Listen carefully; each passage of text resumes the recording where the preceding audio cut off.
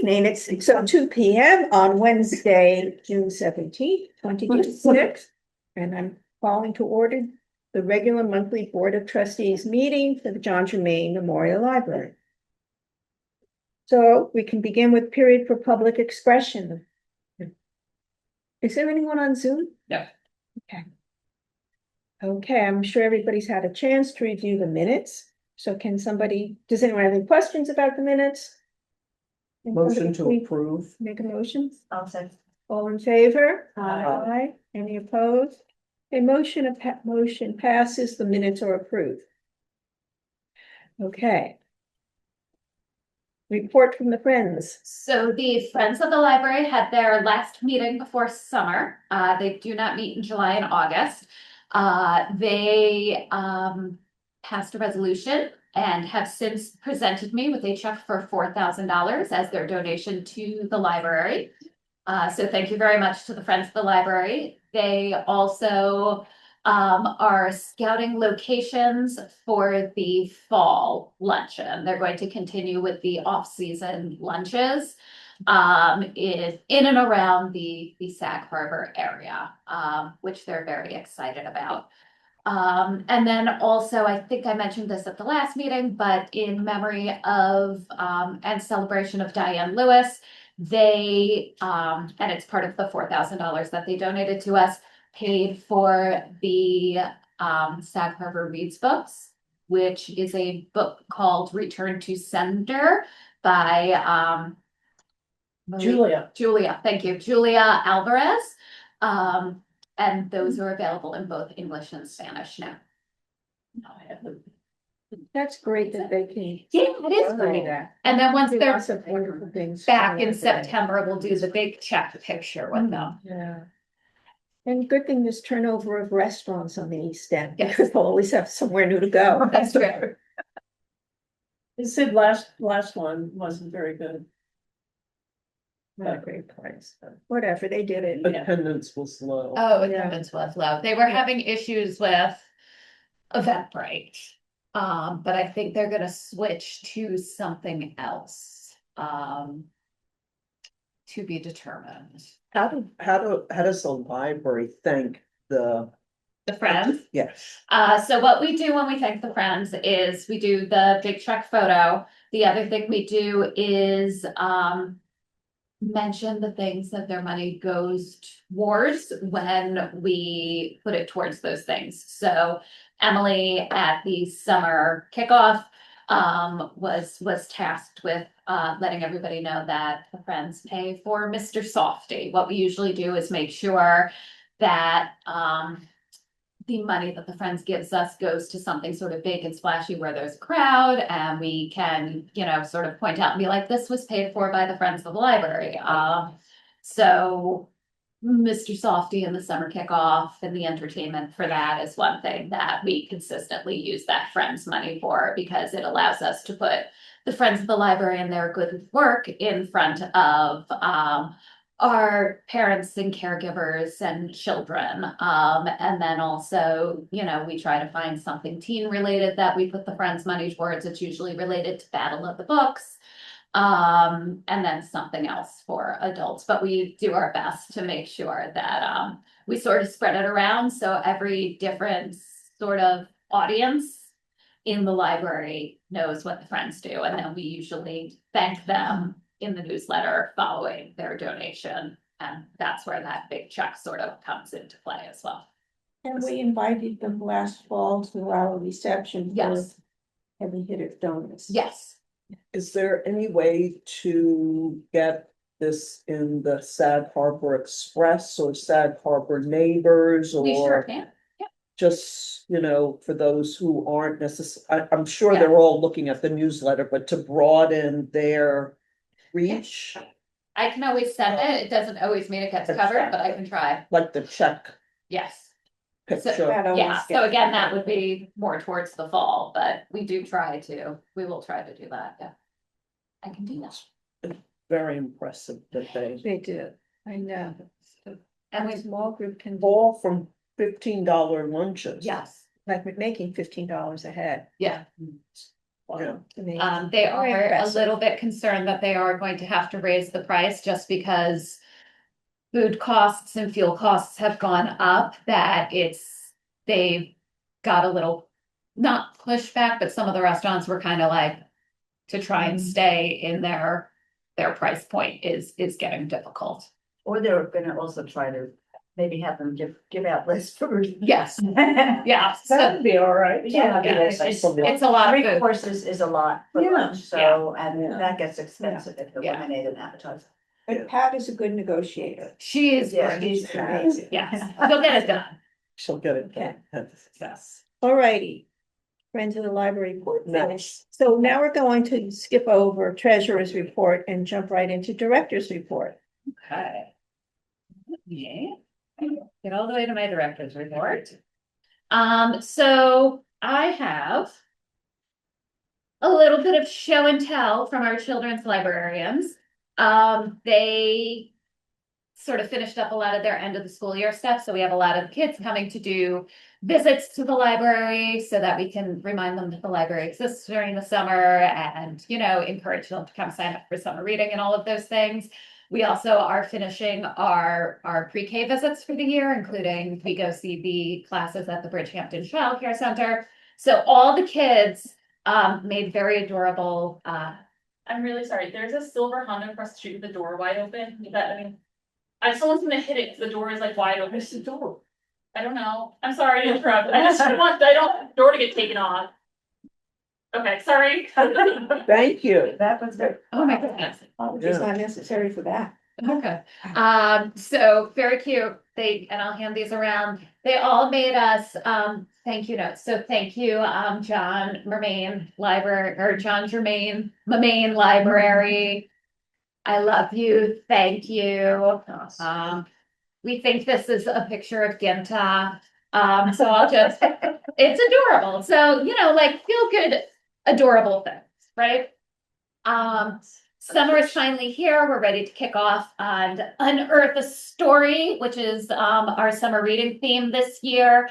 So for kids and teens, we actually, we went hard on dinosaurs.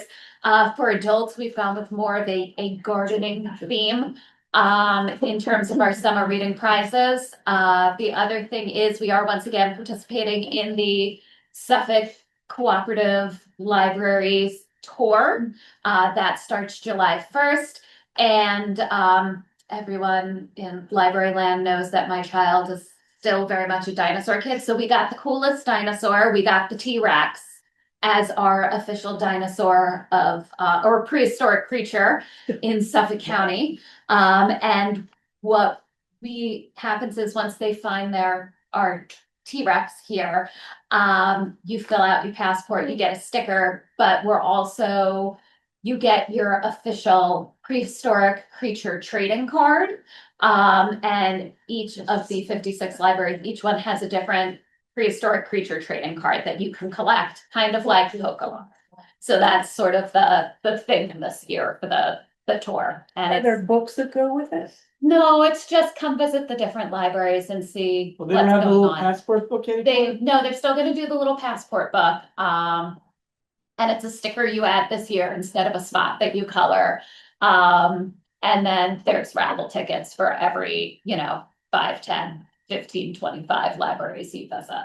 Are we renting one of those dinosaurs that used to be on the highway in Southampton? They had all that. elk No, that stuff. was really expensive. But I now don't think I they're- did look into it. But Oh, that would be so. we did have a dinosaur wrangler and a baby dinosaur here on Saturday. We are doing our end of summer at Nash Park because we are having a dinosaur dance party, and the dinosaur is so large he needs more space than we have physically. And then my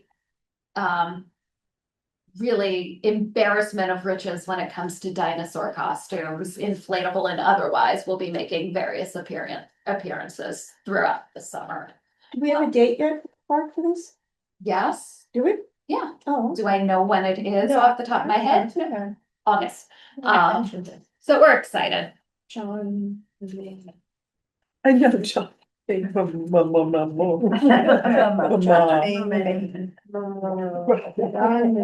Jermain. John, Jermain, the name. Okay. Wanda, Robin and I went to the Spring on the Hill conference. It was great. We'll talk about that later. While we were there, our HVAC had its first pressure test and failed. Due to a clogged strainer, but they unclogged the strainer and it has been smooth sailing since. With the exception of the occasional actuator, going awry, which Was a little steamy. it was a little steamy. Thank you, Dan, for letting me know it was steamy. The poor staff was like, well, we didn't know because the HVAC hasn't worked properly since 2016. So I was like, that's fair, but also like, Then while I walked in, I'm going, why is it hot here? yeah. And also, I love the staff here, but they're a bunch of lizards. Like all of them would just love to like be on a rock under a heat lamp. And I can never be cold enough. So, you know. Our ducks, they are clean, our ducks, and they were impressed with how clean they were. Considering they haven't been done since 2016 and we've had some HVAC issues. They were able to get it done by doubling up on the crew and we're very excited that that is complete. We participated with the Historical Museum and the Whaling Museum on their 250th celebrations. We brought the sled. People could come sign the Declaration of Independence. And also, we have that on display in the front of the library. So when the British roll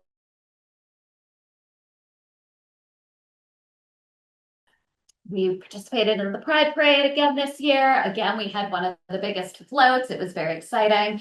And we had lots of library babies in attendance. So we had my son Donovan, we had Nyla, Nancy's daughter, and we also had baby Theo. And so we love a library baby around here. We had some borrowed ones. We too. did borrow some library Some babies. friends, yeah. Babies. Yeah. Anthony's Friends as well, yep. I think I mentioned at the last meeting, it might have been the meeting before, we were switching from Crown Castle to Light Path, and we were also updating our firewall with the library system. That was supposed to be seamless and of course was not. It was a nightmare. So I just wanted to have it in the record that Ellie, our wonderful, beautiful IT person, really worked incredibly hard to keep us and our internet up and running and figure out what the problems are and all of those things. I don't know what's going on here. Can we get healthy snacks over here? There's healthy snacks. There are just healthy snacks. Sorry, I'm late. Apologize. Hey, I got back. What are you doing in front of Dan? Yeah, what are they doing in front of Dan? I'm just gonna reopen the You want the candy over there? packet. It just got to give them an excuse to get it. I also wanted to mention, because there's a couple of things that we normally do at this meeting that we didn't do at this meeting. So I wanted to give Got it. people an update on that. The first one is we usually have Al come and talk about the audit.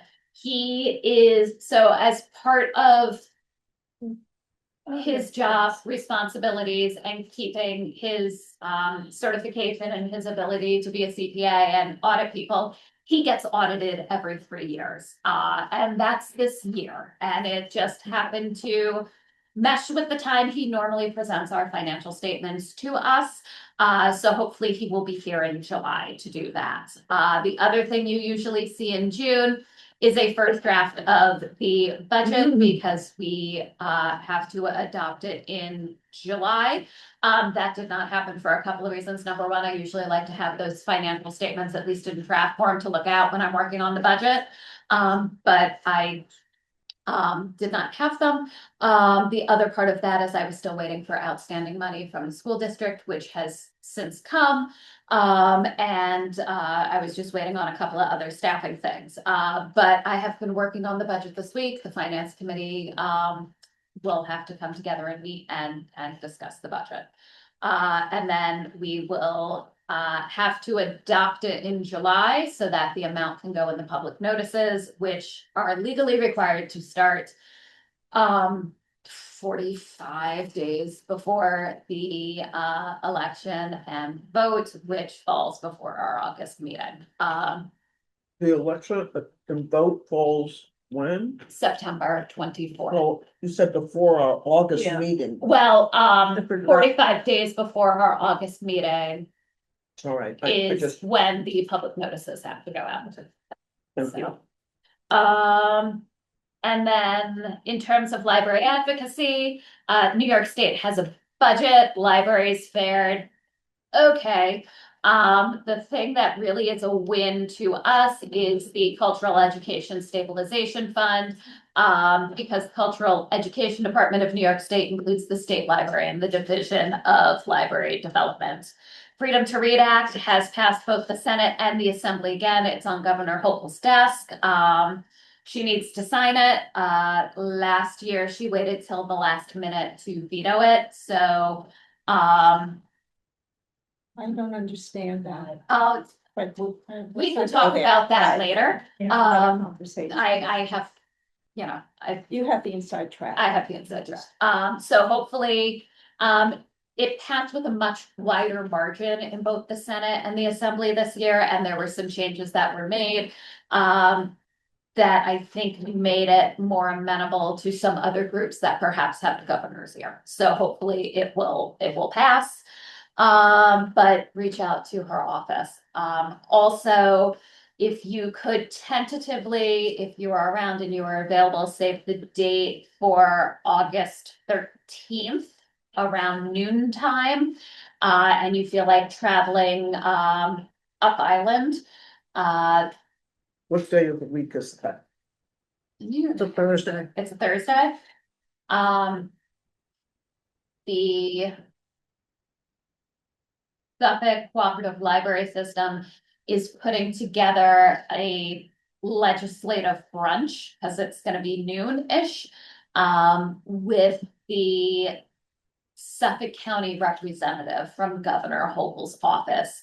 It's not so much a time for, there will be people who are speaking on behalf of libraries during that time. It's not an opportunity for everyone to speak, but we are looking to pack the house with library supporters, staff, yes, but also people who aren't paid to be there, which of course are our trustees, our friends of the library, our community members, things of that nature. Where is it going to be, did you say? I think Middle Country Public Library, so like Selden area. It's a little bit of a hike. It'll be at noon. And once I have more information, I will pass that out to all of you. If you want to go ahead and look at these statistics, that was funny. Megan and I were talking about investments today and things that were going on in the month of May. And I was like, May was such a whirlwind. And when I did the statistics, I suddenly realized why. We were very busy. It is our summer season. We have a lot going on. Program attendance was good. I really impressed with our circulation numbers, especially our physical circulation numbers. And we are just excited to be here cooking with gas. And I think we're going to have a really busy summer season. If June thus far has been any indication as well, we've been very, very busy. Excellent. Great. And then the personnel report, we have 2 new part-time hires. So we I need. met Hannah the other day, she's very nice. She is very nice. No, since she was. She was right. Okay, but we need to take a vote to approve the personnel report. I'll make a motion to approve the personnel report. Second, All in favor? Any opposed? Okay, personnel report is approved. Who was the second on the personnel report? Lauren. Sorry. So now we'll go back to the treasurer's report. Great, Ready, Megan? sure. Okay. I feel, this was just last week I did this. It feels like, I don't even know, I wasn't even in my body. So this month, we're covering both April and May because of scheduling issues and the timing of statements that came out last week and the timing of our meeting, which was early. So I'm not gonna read out all the numbers because I know we have executive session tonight as well. On the top, you have assets and distributions for April with a comparison to 2025. There's the HVAC system right there again. And then below it are the asset levels and distribution for May. On May 13th, we did receive another tax levy payment from the school district in the amount of $336,000 to 90 and change. We've also received a couple of generous donations. One as $1,000 from Jane Lubin in an unrestricted donation, and another generous donation of stock from Robert Hook, who is our scholarship benefactor. And you can see the details of that there. Kelly and I sold the stock on April 21st with a closing market value of $10,236.60. There's our mortgage stats. Total expenses were within normal range. May was a little high. We did have the change orders for the HVAC system hit the bank in the amount of just over $31,000. I had one question about an expense. Mm-hmm. The SCLS, $75,000. How often do we pay that? Once a year. What? Once a year. Once a year? Okay. And again, in terms of our budget, our year date versus budget, we're flowing exactly as we should be. So that's a great estimate to the budgeting and watching the expenses of the staff. Yeah, payrolls, we did have a phantom payroll in May, but we looked at it in April because that's when the money came out technically, even though it was very close. And that's the I have a treasurer's. question. The Yeah. gift from Miss Newton, Mhm. is this the first time she's made a gift, or has she been a? I would have to look in the donor database and get back Because to you. that's a big gift if it just this time. That's very nice. Do you recall, Wanda, like what the gift was for, like in response to? Oh, was this the first time we've received a gift from this particular donor, Jane Lubin? Lubin? I don't recall. Okay. Okay, alrighty, anybody have any questions about the treasurer's report? Any other questions? Okay, can somebody please make a motion to approve the financial reports dated April 1st to April 30th, financial reports dated May 1st to May 31st, and approval of warrants and approval of payroll warrants. So we're approving 1, 2, 3, 4. I'll make the motion. Second. All in favor? Aye. Any opposed? Okay, treasurer's report is approved by the board. Okay, so now we've jumped down to number 7, committee reports. So, we'll start with personnel. Yes, we did meet, and I'm gonna defer to Kelly to describe the new hires and their. Sure. So we have 2 new part-time hires. Hannah, wants to be a librarian when she grows up.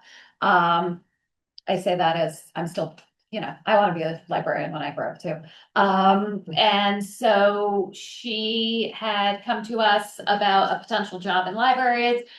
She wasn't sure what she wants to do, public, private, like children's archives, adult reference. And so we thought this would be a good opportunity to fill some small gaps in our different departments when it comes to like vacation time. And, we only have 1 teen librarian. So she's in a library trainee, library assistant position.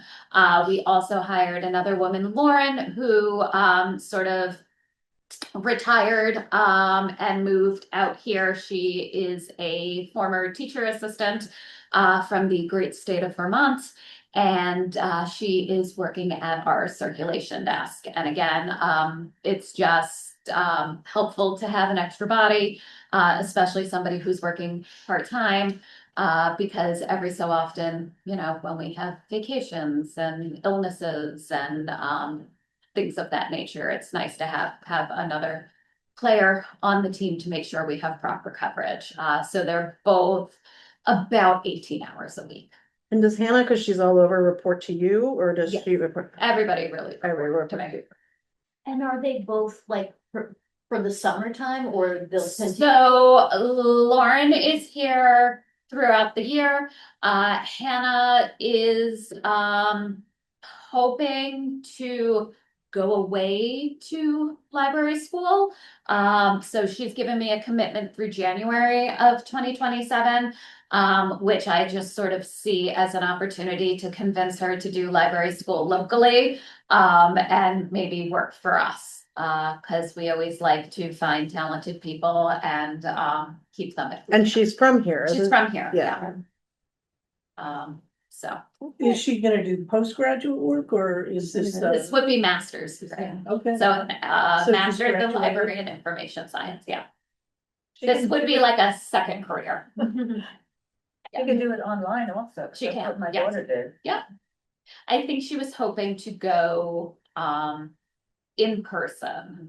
She was looking at a couple of different schools and opportunities in different states. So. Like Hawaii. Sounds like Hannah. I recently, so like not to, you know, leave the train of thought here, but I recently found out that you can do your library degree with the University of Puerto Rico. Yeah. It is ALA accredited. You can All do with it the- 100% online if you want to, and it's really inexpensive. They say you can do it all in English, but the person I was speaking to did say conversational Spanish is probably more the speed you need to be. And it's really inexpensive. So I'm like, you know. And then you get to go to Puerto Rico to walk in graduation, which seems like a really good reason to go on vacation. So anyway. Okay, that- finance budget did not meet. No. Buildings and grounds Did not meet. did not meet. Policy Did did not not meet. Okay. Nash Park met. Here's your report. They voted for new officers. They're accepting resumes for 2 trustee openings. One retired and another retirement is imminent. Somebody's been on the board for about 40 years. Oh my gosh. That's how they do things like that. The Whalers are back for the summer of baseball. Goat on the Boat does puppet show there every Saturday morning. And they're still negotiating their budget in agreement with the school district. The school district wants to see more oversight, transparency, and better communication. And somebody brought to the attention of the board the need for some ADA compliance. And that is all she wrote. When's the puppet show? They're on Saturdays. In the morning. 10 or 11? Yeah, I think. I think it's, Popular. I have Liz Joyce booked Saturday afternoon, so it better be early. I think it's at 10. Yeah, it's in the morning. I'm sure it was 10. If- Okay, If finance and policy can just yes. stay after and give me days and times that work for meetings. Alrighty, and now I think for the best part of our meeting tonight is the ad hoc scholarship which met. So Yes, this is going to we be met. report. And we had 11 applications for review. Great job to Kelly and the team getting so many, so much interest. There, there was just over 21,000 designated. So we kind of had to keep that in mind, knowing that we also have evaluation of people in December again. Mhm.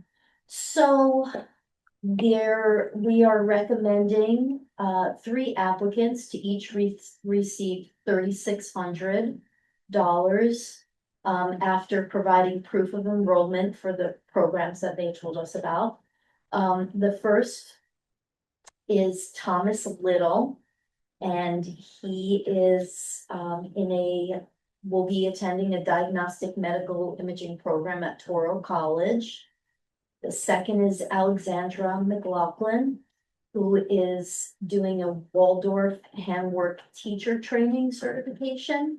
And the last is Karen Sperling, who will be attending in the fall, I think, a Yoga Ashanti 300-hour advanced teacher training course. So yeah, those are the ones that and it was hard because there were so many great people talking about their passions and what they wanted to do, so That's great. Yeah. really good. So we need to take a vote to approve the committee's selection of the scholarship. I put it under new business. Oh, You I'm can certainly sorry. do it now. It's Yeah. 6 of 1. If you want to do it now, you Yeah, can. while this time is up. Okay. So can somebody please make a motion to approve the awards of the ad hoc for the scholarship? So moved. I'll second. All in favor? Uh, Any opposed? Yeah, scholarships awarded. Nice job. Yes. The committee. Okay, so that's it for committees now, for old business. HVAC. HVAC. So, it's just, We've had years of this. yes, we're getting so close. So we had the, sound attenuating blankets in the fence which borders the neighbor's property replaced. And the fence is back up. That work was completed today. The sound engineer did inspect that before the fence went back up. We are waiting for the sound attenuating blankets to be replaced around the enclosure which holds the HVAC unit. The fence guy was going to come out Thursday, Friday, and then he realized the US Open was in town and said, I will see you next week. Are people complaining? No, not to me. Maybe on the streets, About the but not to sound or me. about the US The Open? open, right? What? About the sound or about the US Open? No. No, because That's what- I'm getting a lot of complaints about the US Open because I have been having difficulties getting deliveries the last couple of days. Well, yeah. So I've got lots of complaints. Actually, not so much complaints. I say, how's the traffic? Oh, it's terrible. Actually, I was talking about the points. Okay. It's, believe it or not, I think it was noisier in the winter. It's really not like in the winter, I could hear it, but we had a very cold and snowy winter. And there's less Oh, it's Like, like foliage thing absorb the sound. to absorb this, Yeah. absorb the sound and more compressors running during the winter. So I mean, I would say it is relatively quiet during the summer. Which is good, which is a good thing, and it'll be even quieter once we have the correct blankets around it. So that's that, and we did pass our final inspection with the village. Oh, good. So, The second, too. Yeah. Okay. Okay, new business, well, we took care of scholarship now. We saw the retainer letter from our attorney, Bolson Bigliotta. Everybody looked at that? So we have to approve the contract and the rates with that, with the law firm. So. Like, is it just a one-time payment and then we have them? no, we pay him, he's our lawyer and we pay him as we need him. So like currently we are working on policies, so that's predominantly what we pay him for. If we were to have like a personnel issue or slip and fall or anything else where we would need a lawyer, we would pay him for that as well. So the retainer is just. Just It's that just he's the- our lawyer he's and our this is the lawyer, rate he's yeah. gonna charge us. Okay. Any other questions? Yeah, I was just curious, do they specialize in like library They do. or, okay. Yeah. Because I Library and was schools. wondering Yeah. why we wouldn't use someone closer to home. Yeah, no, Wow. Tom Bowles is like one of the library lawyer guys. The other guy who everybody had for years and years and years was Kevin Seaman. Now, sometimes we do use somebody else if we were to have an issue with the school. We would use Quatella and Chimera, Andrew Martingale. He's also a library lawyer guy, but that's just because Tom Bowles is also a school district lawyer and has a lot of school districts, including the Sag Harbor School District. So we, Got the plans in there. Yeah. His rates are great. Yes. Lawyer. yes. Well, those are public school and public library rates. I don't think you get rich doing schools and libraries. Okay, so- so can somebody make a motion to approve, the retainer agreement with Bolson Bigliata? I'll make the motion. I'll second. All in favor? Aye. Any opposed? Okay, we're signing on again with a little thing. Alrighty, trustee training. So Robin, do you want to start by talking about the? Okay, I have a little review of what the sessions were about. I think the main point of the conference this year was taking library advocacy to a more professional, formalized and institutional, or they keep calling it systems level. Using a number of methods and tactics. First of all, they're suggesting using a media manager who gave a talk about how libraries can use the media of all types to create a public conversation, basically. Creating a social and digital media presence, developing relationship with reporters, using videos, TV spots, press conferences, letters to newspapers. So it's basically the goal to create a public conversation about library issues and priorities. Also, the library associations are creating special formal advocacy positions among their staff.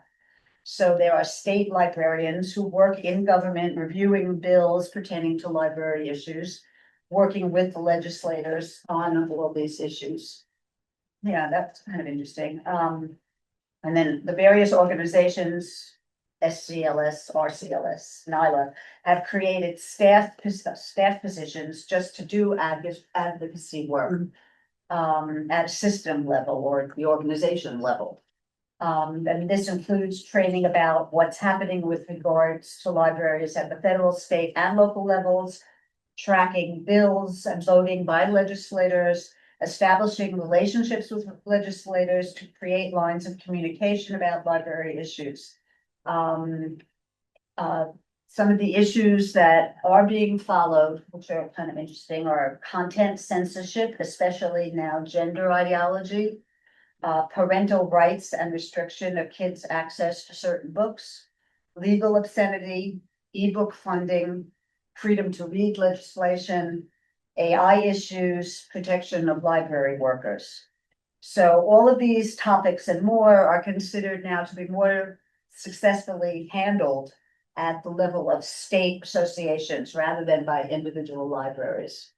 And then there was also one session that sort of brought it back to the individual level. The founder of Our Story Bridge Listens project discussed how individual stories can be used in advocacy. So this project collects online short oral histories of individual people about the current circumstances in the US, how they're impacting people and the role of libraries or reading in their lives. And these stories can then be shared with legislators when advocating for library priorities and needs. That's a good idea. If anybody's interested in more in-depth information about each session, Wanda has done a great job of taking notes.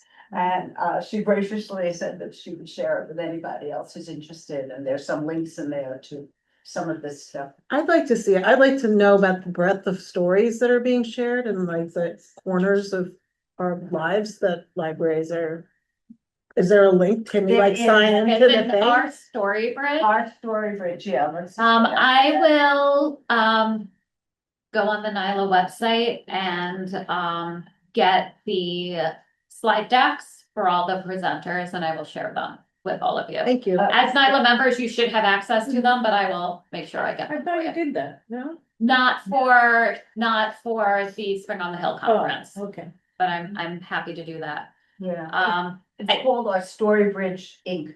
Yes, And Okay. you can get the actual, if you go on their website, you can get the actual stories. Okay, I will. From all over the country. Is it .org? Yeah, No, same. no, I just did our Story Bridge Inc. yeah. Oh, okay. And that's what came out, and then it's our Story Bridge listens, present in the moment. Okay, thanks. Thank you. So I attended a trustee training on June 3rd with Kelly at the Mattituck Library. And it was well represented by trustees from the North Fork Library, Southampton Library, Riverhead, Hampton Bays. Did I miss anybody? Hampton Bays, all the North Fork libraries have representation, including up through Riverhead. I think Hampton, there might have been somebody from West Hampton there, maybe. I'd have to check, but no, Rogers had almost all of their trustees, Hampton Bays had quite a few of their Yes. trustees. And I'm disappointed that other trustees from our board not attend because Jerry Nichols and Rebecca Smith Aldridge are awesome presenters. They are also the author of the Handbook for Library Trustees, which you all have. And they're passionate, well experienced. Jerry's retired SCLA director and Rebecca's currently Mid-Hudson. She's the director of the Library Mid-Hudson Library System. System. She's And- also the founder of the Sustainable Libraries Initiative. Oh, So you all received that slide deck, and I hope you've had a chance to look at it, but don't delete it. I think it's important that you keep it and refer back to it. It was very well done. So the training started with Jerry speaking, and he tells stories. You know, when you're talking about a story seems to be the buzzword now. About having stories. So the focus of this was to explain to trustees what we do, what we shouldn't do, and defining the responsibilities between director, who is referred to as CEO. okay.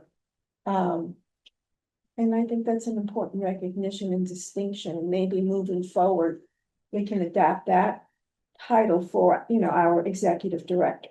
Well, today in the webinar, they were talking about education corporations and libraries being an education corporation. Yeah.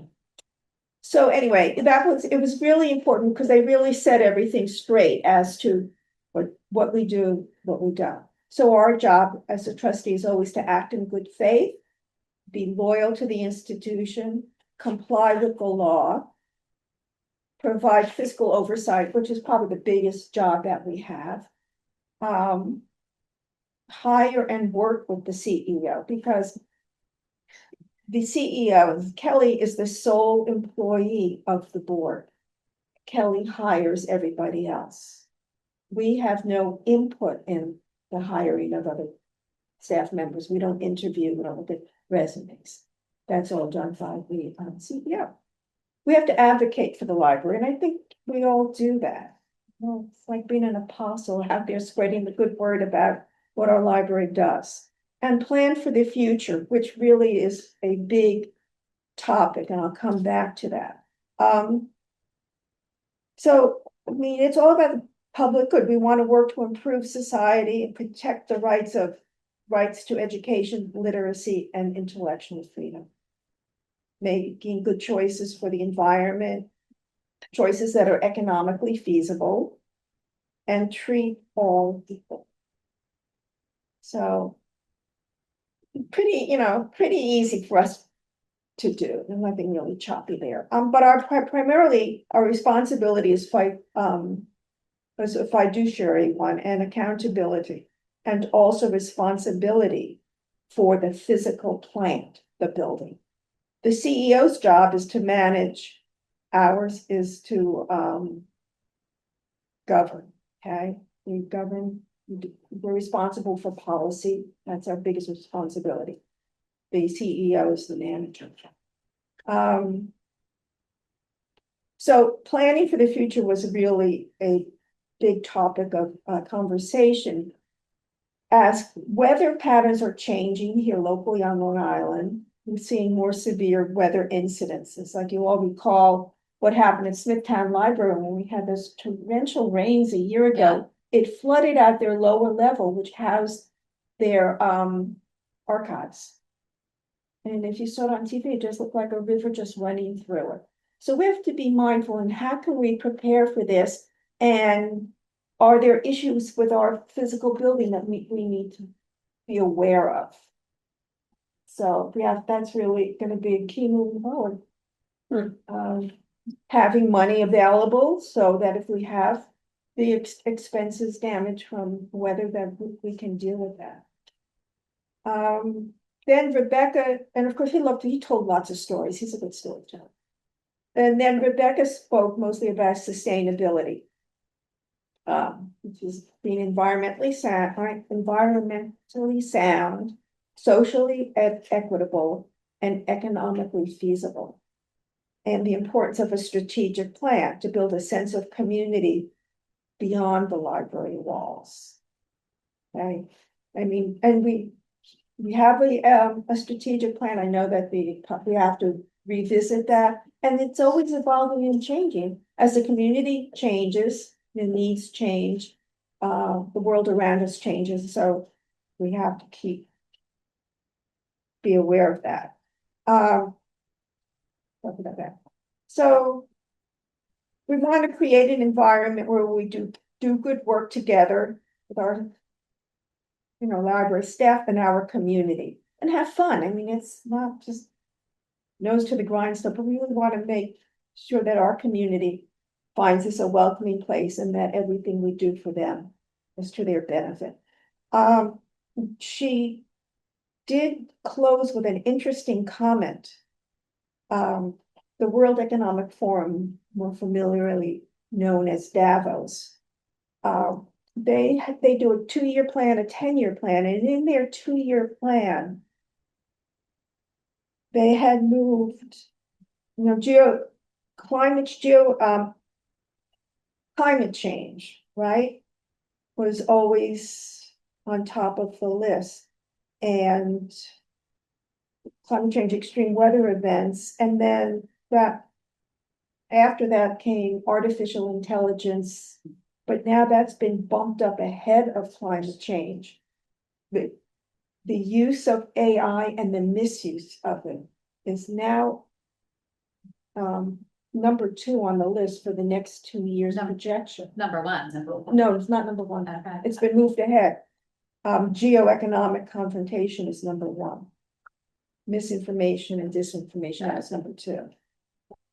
So I thought that was really interesting, and I think we've talked about this in the past, but AI is constantly evolving every day, and I think that's going to be big on the forefront for all libraries. And people. Aren't we so forward thinking as to Sure. having Nick Tansey, who is his blog is The Digital Librarian. He's been around Library Land for at least as long as I have. And his focus, he speaks internationally on artificial intelligence in libraries and where it's going, creation of policy. And so he will be doing a trustee training here on July 8th. We will be hosting Nick Tansey to discuss I'm gonna come to AI. that. And hopefully you all come to it because it's at your home library. No, At at 7 p.m. It'd be very embarrassing. And we will invite the other East End libraries to attend as well.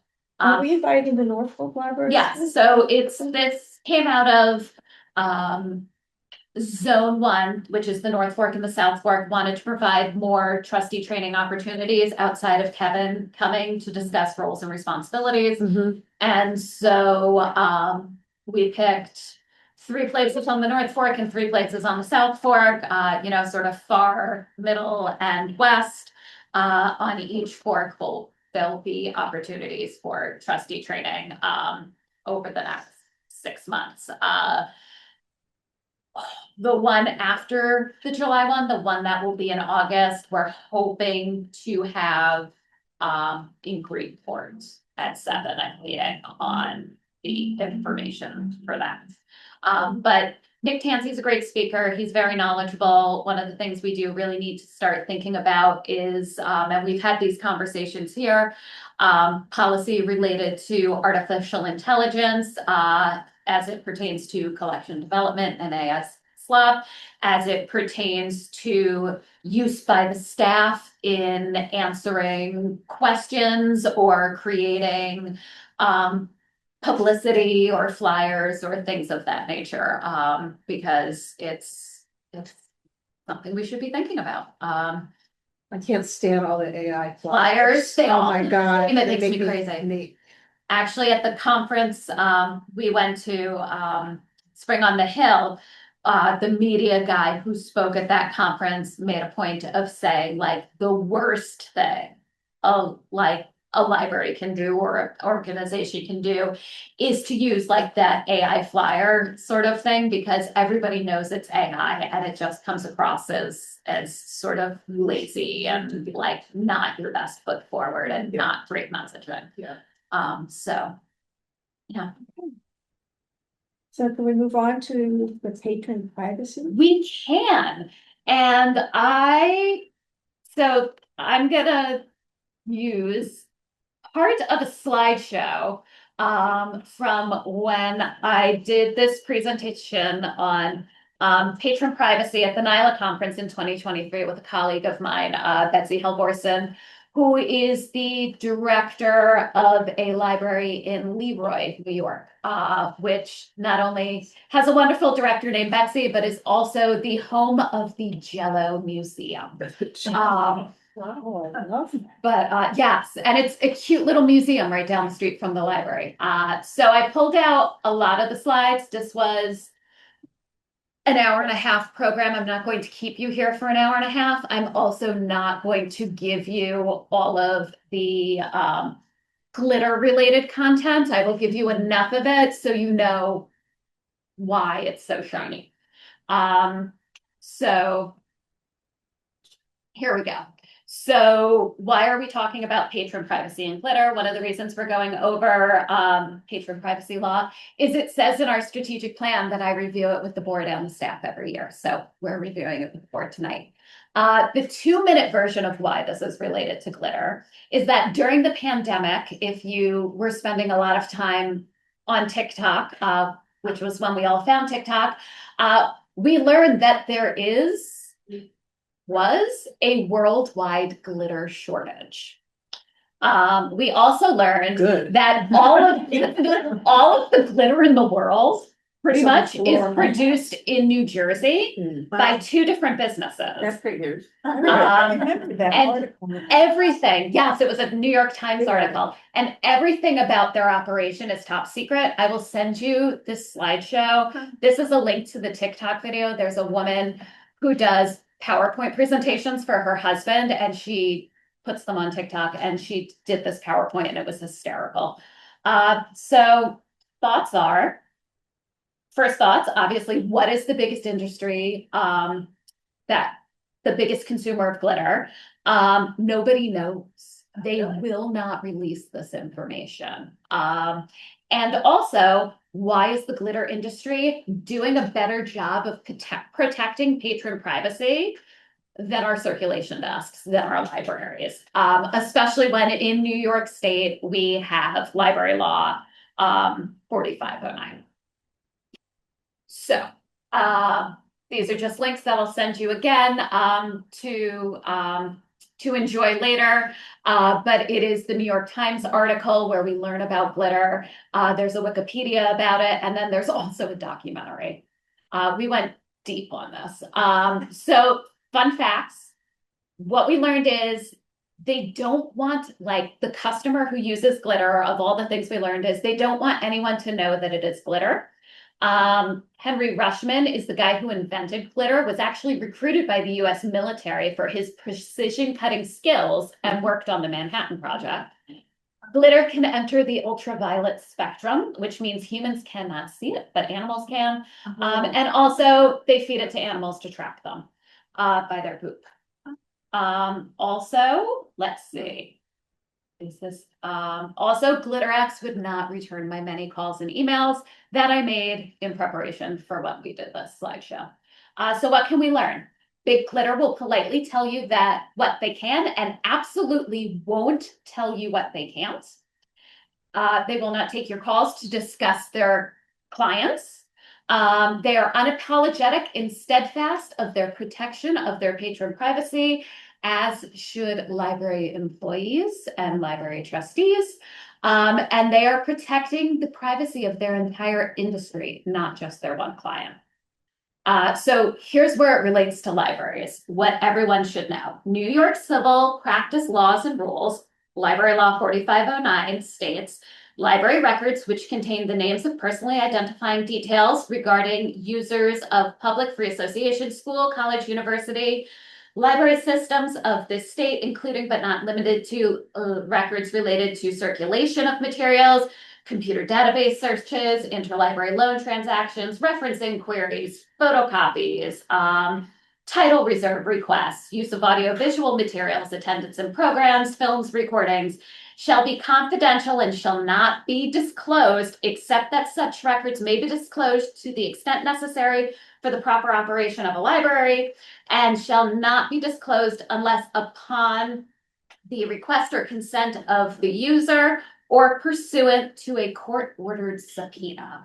So if the police come into the library and ask us if somebody has used the library, none yet. We cannot tell them. We are legally bound to protect everyone's privacy, regardless of who is in the building, come in the door, whatever the case may be.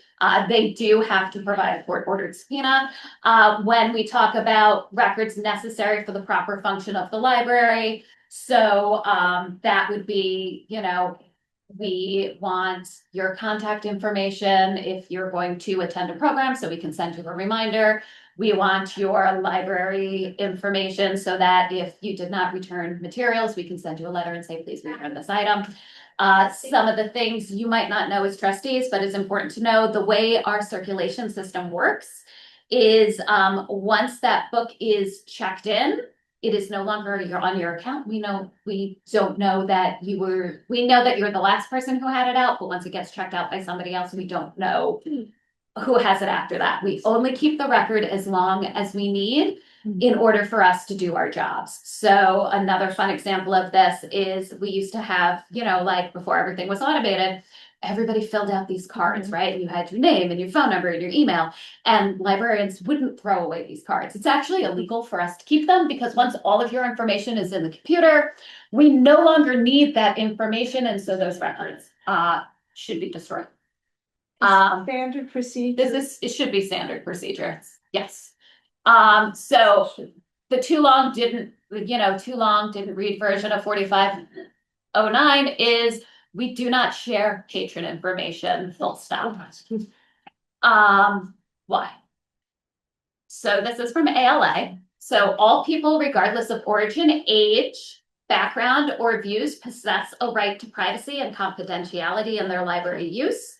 When users recognize or fear that their privacy or confidentiality is compromised, true freedom of inquiry no longer exists. That means if somebody thinks that they are being surveilled, or if somebody thinks that they are being tracked, they are less likely to ask for the information they're looking for. Privacy is essential to the exercise of free speech, free thought, and free association. The right to privacy includes the right to open inquiry without having the subject of one's interests examined or scrutinized by others in person and or online.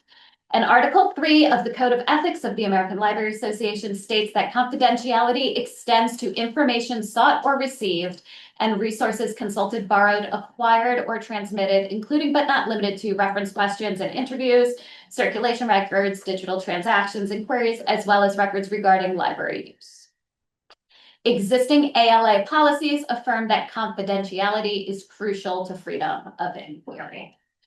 Rights to privacy and confidentiality are explicit in Article 7 of the Library Bill of Rights and implicit in its guarantee of free access to library resources for all users.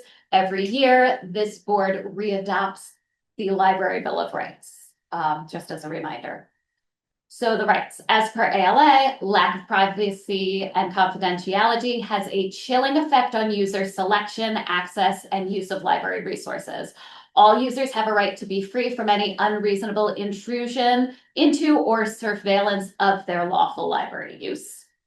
Children and youths have the same rights to privacy as adults. Library users expect and in many places have a legal right to have their personal identifiable information and library use data protected and kept private and confidential by anyone with access to information. So what does that mean?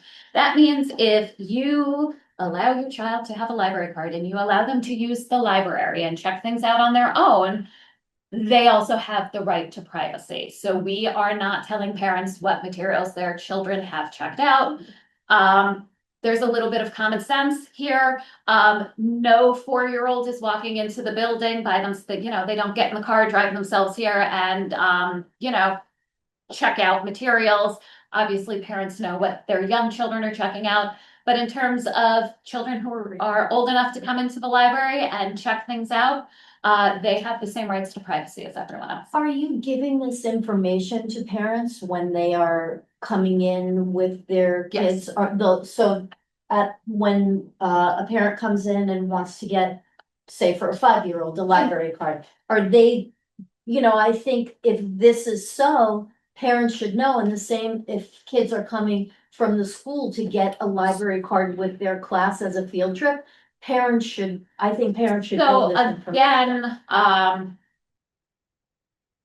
no 5-year-old is coming into the library and checking out books on their own. Well, they could come as a field trip to get a library We do card. not check out books.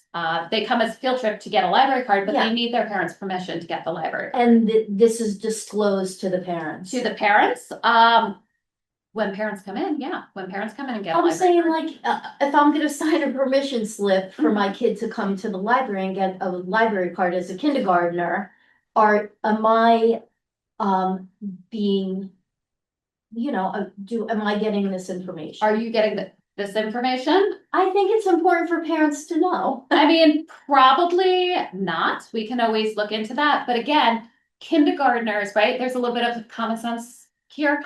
Kindergartners are not coming in by themselves and checking out materials, right? Like they're coming in with a parent. They're not, 5-year-olds are not allowed to be in the library without a guardian or a trusted adult or a babysitter. And it's up to that person to be monitoring what the kids are doing and not doing. This library, we do not act in loco parentis of any youth who is using the library. So if, like a patron says that their 12-year-old can come into the library and use the library by themselves and check things out, that's between the two of them. It's not between us and them. And that's New York state law. It's Library Bill of Rights, and it's patron privacy. But we'll keep going. I just think parents I should think know. that's something that the Yeah. policy committee needs to look at. Because I could see a problem, if a kid comes home with a book, 12-year-old comes home with a book. And it's inappropriate to the parent. And the parent goes, how could they let you take this out? And, Again, that's not our job or our role here, right? Our job is not to tell kids what they can and cannot, tell anyone what they can and cannot check out. That's really a conversation between the parent and the child, and that's That's Absolutely. what our policy says, is we do Right. not act in loco parentis. But that's the type of situation that I could see a policeman, the parent calling up the police and saying, look, my kid brought home this book and it's really terrible.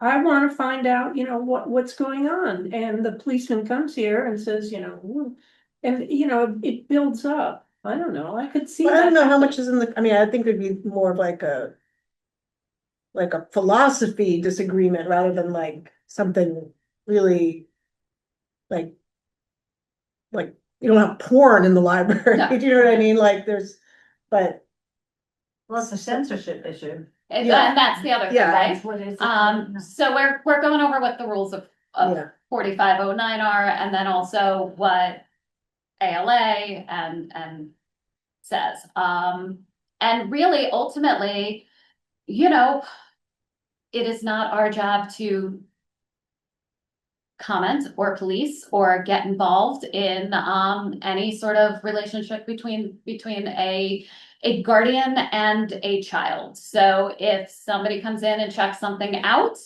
it's between them and their parent or their guardian. It's not between us, and they can be mad that we let them check it out. However, it is not our job to parent individuals who come in. That's a into slippery the slope. library. It's a very slippery slope. But I think there should be full disclosure, whether it's, the New York State Library says it should be or not. I think for me, the most important relationship is between the parent and the child. It's not between the child and the library. And I think that, I would want to know that this is what it is, if my kid is 5 or 6 or whatever years old. Again, And I 5 think and it's 6-year-olds are not. but eventually they'll be 12. But eventually they will be You know, 12, or but whatever, I mean. let's continue on, because there are reasons for that come up in other slides.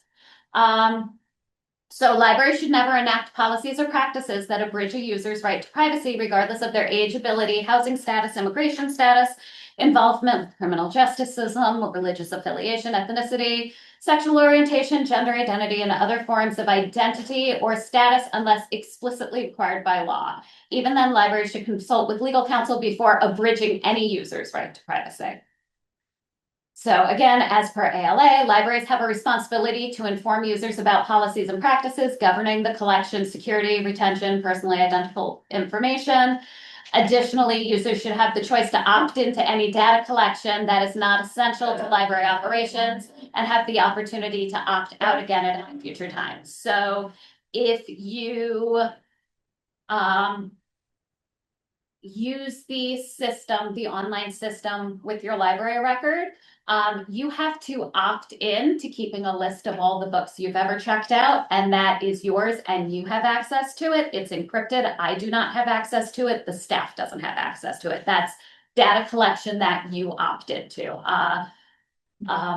That would be an example of that.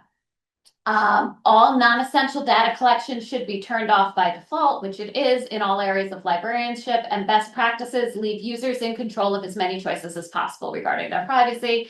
This includes decisions about selection of access to use of information about options available to users should be prominently displayed and accessible. And so all of our policies are on our website.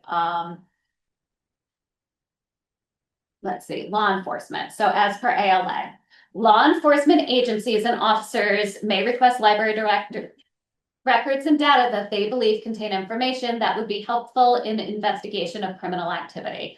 Libraries should have a procedure in how to handle requests. Our procedure here is that you come get me. Libraries should make such records available only in response to properly executed court orders and legal process. These court orders are issued following a showing of good cause based on specific facts by a court of competent jurisdiction. So again, when we talked about putting in security cameras, we talked about this a little bit. They cannot come and ask to look at security camera footage without a court ordered subpoena. Some of the things that have happened in other libraries and other organizations is sometimes When the police show up with a court order and a subpoena, they have somebody with them who is not part of that, or they might try to request items that are not part of that. And so, obviously, if somebody comes with a subpoena to the library, we, it comes to me, I call, our lawyer, we review it and we make sure we give them exactly what it is that they came and asked for, no more, no less. That's the law. So, when it comes to law enforcement, nobody should be providing anything to law enforcement. We do review this with the staff, pretty regularly. It goes to the director or the librarian in charge. If they have a subpoena, that conversation still needs to come to me. So if they come with a subpoena, it does not mean they get that information immediately. We are allowed to say, okay, thank you very much. We'll collect this for you and go. It's not like, an episode of Law and Order where they run in and, so the police do know this rule. That being said, we all always look for the path of least resistance. We'll, come in and just casually ask and see if they can get the information out of you. But ultimately, this means you cannot tell them if somebody has been in the building. You cannot share what people do in the building. You cannot provide contact information for them. You cannot provide security footage. So one of the things we talk about a lot is, when does good customer service get in the way of patron privacy? No one goes to work thinking, I'm going to share someone's private information today. Some of the ways we accidentally violate patron privacy when we're providing good customer service would be checking items out to family members instead of the person who requested the item. That is actually, you are breaking 4509 because you are sharing somebody's item request, which is covered by patron privacy, with somebody else. It does not matter if they're a family. So my kid can't come pick up my book? Well, we can put a note on it. We'll get there. Okay. But yeah, pretty much. Yes, correct. Okay. Sharing the title of an item on hold when making pickup calls, specifically if you're leaving a voicemail on nobody has an answering machine anymore, but that used to be the big thing when I was in library school. You don't want to leave the name of the item on the answering machine because you don't know who's going to listen to that. Telling parents or guardians what book their child has out. Again, there's a sort of a common sense rule to that. 5-year-olds are not driving themselves to the library to check out, ACOTAR. And then also checking items out on another family member's card because their card is blocked. Here we are. So also some of the things that have come up in library land, which again is a violation of 4509. You think you're doing the right thing, but you're breaking the law. If somebody from a local food bank or shelter, the police, or another social service comes into the library looking for a patron or patrons who may benefit from their services, you cannot share that information of their user habits, even if you feel like it's the right thing to do. What you can do instead is collect the contact information for the service agency. You can post information about that service agency, like a flyer. If you have the opportunity to share it with a patron who might benefit from, say, the food pantry, or like Maureen's Haven or another housing shelter, if you have the opportunity to share it, you can certainly share it with that patron. Why sharing is not always caring. So what is the big deal that I am his mother, but that's my wife? Lack of privacy and confidentiality has a chilling effect on a user's selection, access to, and use of library services and resources. All users have a right to be free from any unreasonable intrusion into or surveillance of lawful library use. It's the law. And by sharing information, you may out a member of the LGBTQIA+ communities. So if you have, here's an example, a junior high school student or a high school student who maybe is trying to figure things out and is not ready to come out to their parents and is maybe looking for materials on that. you know, like that's privacy that needs to be protected, right? Because they are, they have a right to freedom of information. They have a right to reasonable lawful library use. And again, you know, it is not our, it's not our job, to manage those relationships. You could accidentally divulge a medical condition if somebody is in here and they're asking for resources on treatments for cancer or, you know, any sort of anything else. And maybe they have not told their spouse or their partner or, you know, another family member. You certainly don't want to be the person to accidentally do that. And you also Have the abortion information. yeah, yeah. And also, you do not want to put someone in an abusive relationship in harm's way. And these are all really good examples of things that have happened in libraries when you're not following 4509, right? Like the last thing any of us want to do is create an unsafe situation for somebody. Can I ask one Yeah. question? What about a situation I just thought of, and I don't know how, whether a public library would be used for this.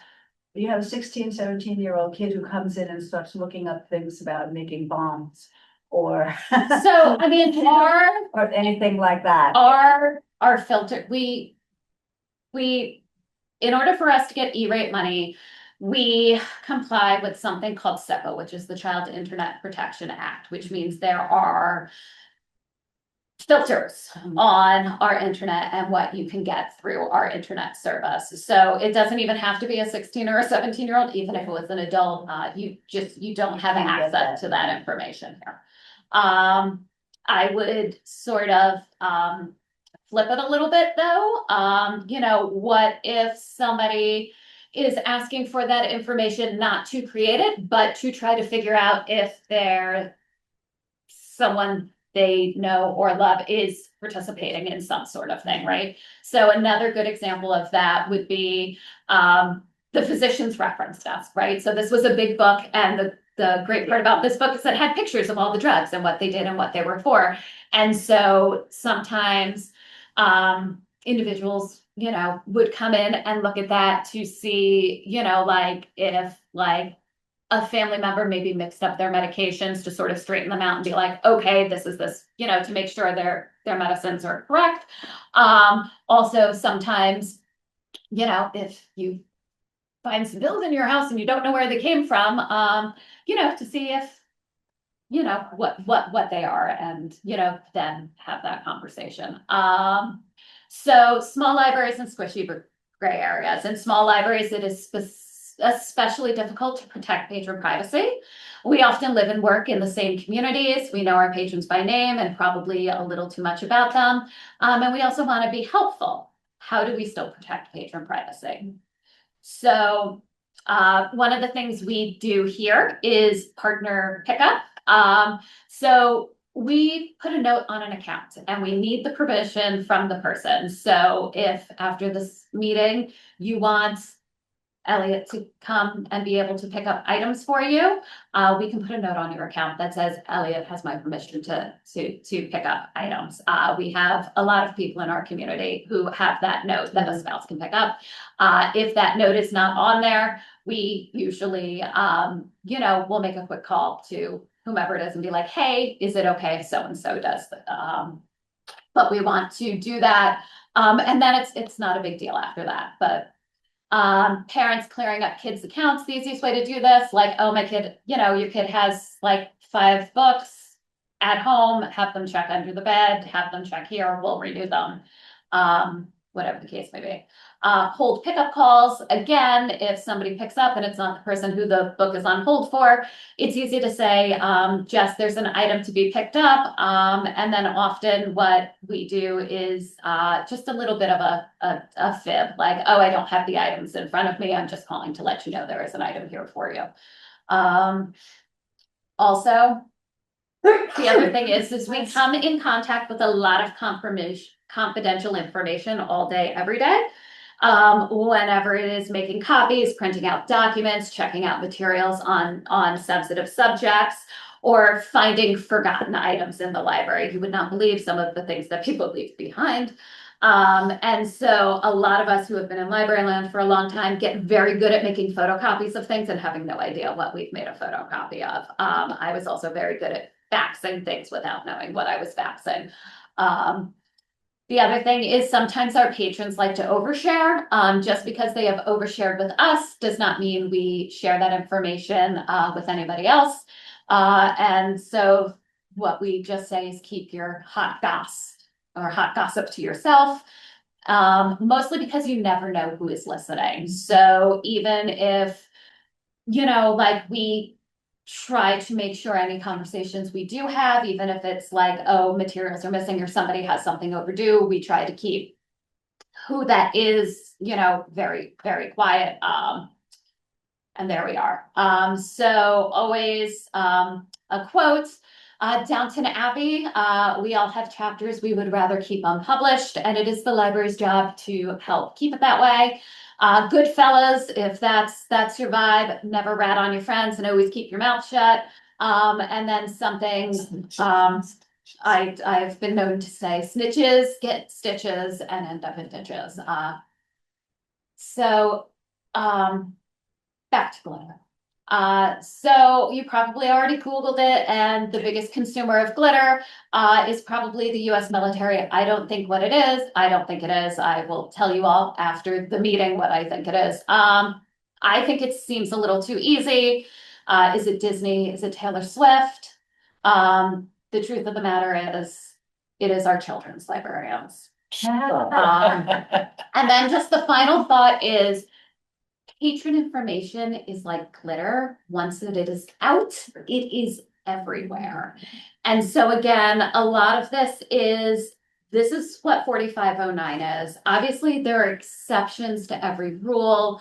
But that being said, we never, if like a young kid has, like the wheels on the bus checked out, right? Like 10 times out of 10, they came in with their parent and checked it out. And then it's like, oh, the book you have at home is the wheels on the bus, right? But once the kids have the opportunity to be using the library here by themselves, what those students do here, as long as they're lawfully using the library, is private. And that's a conversation between the parent and the child, and that's really a parenting issue. So if you send your kids to the library and you trust them to make good choices in what they're checking out, whether that is a book or an R-rated film, that's a conversation between a parent and a guardian and a child, and we are not going to stop them because we do not act in loco parentis. And Would you check out an R-rated movie to someone under the age of 17 or whatever it is? yes, because I am not their parent. Right, but like kids can't go into an R-rated movie at the theater. Sure. I mean, they do. But I again, remember being able to do that. I Maybe don't I'm think just so so. old that it's I so remember having to show my ID to go Yeah. into an R. no, it's our what it is once you're old enough to come to the library by Okay, yourself, fair. and your parent trusts you to come to the library and use the library by yourself, your privacy. That's is fair. I protected. was just remembering being No, I think Part that's of a good company, point. but yeah. I mean, a parent can walk up to their kid's medical doctor up to 18 years old, or I think even 21 years old, and get the kid's medical information. So I think it's important for parents to know that this is, that this is what the law is. I'm not Yeah. saying that it shouldn't be the law. I'm just saying parents should know Yes. that that's the law, because I wouldn't want my 12-year-old coming in and picking out an R-rated movie and, But you you would know, have had that listen. conversation with your Yeah, child but about what did your appropriate or kids not. ever do anything that you didn't tell them to do? Like kids are gonna do things. You know, I think it's not might that, like, it's not the want them to library's, do. it's not the library's job to police it, but it I is your, agree. it is. Parents should know that their kids could just walk out with an R-rated movie. That That's this is all. what that this is, Yeah, I agree with that. I think so That's- too. I don't know, let them know. So that is the law, everyone. That is 4509, and we will, you know, So what kinds of questions do the staff have after those that? about presentation. Mhm. Sort What are of, the things that again, come up one of the there? hardest things for the staff here, but also when I've done this presentation, and I've done this presentation, I did it for the Suffolk Cooperative Library System. I've done it for other East End libraries, staffs. I've done it for, the NILA conference, obviously, is it always sort of boils down to these, like, exceptions to the rule, right? So like, oh, but we're in a small town and we know that, like Mr. Smith and Mrs. Smith, are pick up each other's stuff. And so it's always like, so then like find the way to say yes, which is put a note on their account that that is something that is allowed and let them know, right? Like we know, in So terms. their real world questions are not about 12-year-olds checking out R-rated movies. No, because it's like, it's in loco parentis, right? So like, it's not, and that has been the rule. No, I was just at trying this to library. gauge whether or not the actual real world experiences are what staff talks about versus us Yeah. talking about it No. in abstraction. And This it is not what they really, encounter. the thing to take away, especially with 4509. And so this was, and is sometimes teenagers like looking for information that maybe they're uncomfortable discussing with their parents, or maybe their parents are uncomfortable and unwilling to discuss with them. Here's a great example. There's a book called The Care and Keeping of You, which was put out by the American Girl Doll Corporation when they were doing books, and it is a book about puberty, right? And so, sometimes the only way somebody's gonna learn about puberty is if they flip through that book at the library, right? And so if that is how somebody is lawfully using the library, then that is what they're doing. I also think, we carry a lot of information regarding our LGBTQIA communities. We, again, being a teenager, you're trying to figure things out. And that might not be a conversation you feel comfortable having with your parents. It might not be a conversation you feel comfortable having with your friends, but it might be something where you might come into a library after school and maybe check out a book and read about it, right? And so you have a right to that information. You are using the library lawfully. It's not the library's job to get involved in that. And I would never want the library to out somebody. Out somebody is having, anybody's sexual identity or gender identity. I would never want the library to out somebody who is ill and has not disclosed that yet to anyone. I would also not want to put somebody who is potentially struggling in an abusive relationship or trying, in harm's way. And so we really do work very, very hard to know and notice as little as possible about what people are checking out, what people are researching, because it's really none of our business. Our job is to provide information and freedom to information. That's totally cool, Yeah. that's great. All I am thinking is that the parents should, when, you know, you get a library card, parents should know. Yeah. What the policy is.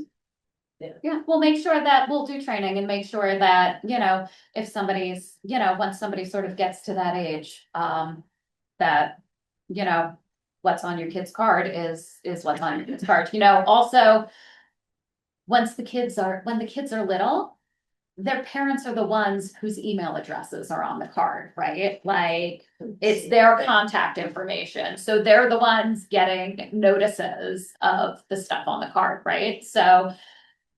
You know, when it comes to young kids, their parents know what they're getting kept out, you know. Again, and my pal James Olney is always the first one to go, you know, like, the kindergartners are not hopping in the SUV and coming down to check out all our Totally get stuff, that, yeah. No. But once they get to be teenagers and you know, you trust your kid to be out and about, right? Like, it's the same thing as, you know, like, after school when your kid goes down to the harbor and you're like, don't go to 7-Eleven and, you know, drink Mountain Dew and eat gummy candies. Like, what are they, you know, that's what they're gonna do. So that is that. You can ask 7-Eleven what they bought. And then- Do you remember this kid? Yeah. Which of these But also, items you did? know, like, I'm just you kidding. know, 7-Eleven's not gonna be like, you're not allowed to have a taquito. So, Yeah, so. yeah. Alrighty, So that is That's that. 4509. okay, can we move on to period for public expression? Okay, all right, I need somebody to make a motion to exit our regular session and enter executive session. I'll make a motion to enter executive session at 7:32. And two, you have to give the To reason. discuss the employment history of a particular person. Thank you. No one is in the building, right? Potentially. But I don't we think should so, close the but we door. should close the door anyway. So 7:33, who seconds? I'll second. Okay. All in favor? Aye. Okay.